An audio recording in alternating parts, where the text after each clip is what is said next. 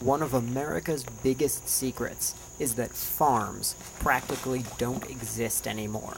The animals we eat are grown inside giant, hidden factories. Since 2012, I've been secretly planning a project to expose these factory farms using the highest tech spy equipment available: drones.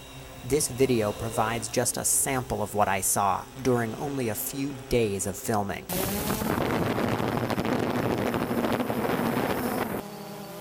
You're looking at a lake of toxic pig feces and urine, the size of 4 football fields. That's because thousands upon thousands of pigs are inside of these buildings. Their waste falls through slats in the concrete floor, and it's flushed directly into this giant open-air cesspool. How many of these kinds of factories are there? In North Carolina alone, there are over 2,000, and the consequences are disastrous. The waste falls through the floors.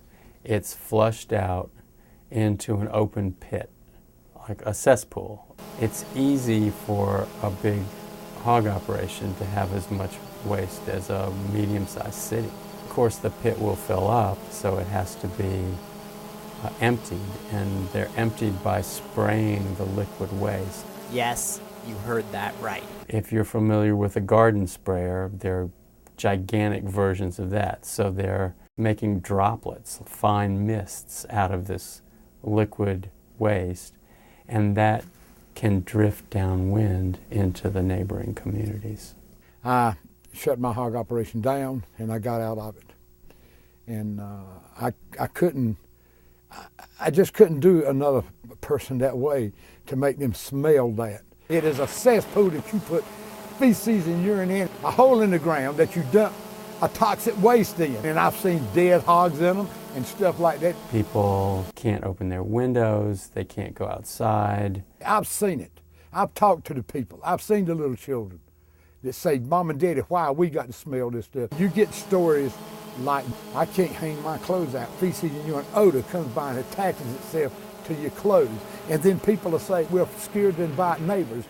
It can, I think, very correctly be called environmental racism or environmental injustice, that people of color, low-income people, bear the brunt of these practices. This is where they spray out no waste on us. This is about 8 feet from my mother's house. What is it like when the mist is... It's like, you think it's raining? Really? You think it's raining. We don't open the doors of the windows, but the odor still comes in. It takes your breath away. Then you start gagging, you get headaches. There are a number of studies of asthma and asthma symptoms, particularly in children near these facilities. Among adults, there are reports of several types of upper respiratory symptoms. These pollutants are affecting people's blood pressure.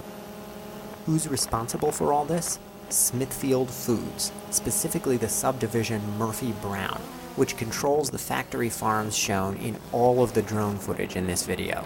Smithfield is by far the largest pork producer in the entire world. And inside these buildings, there is something else entirely.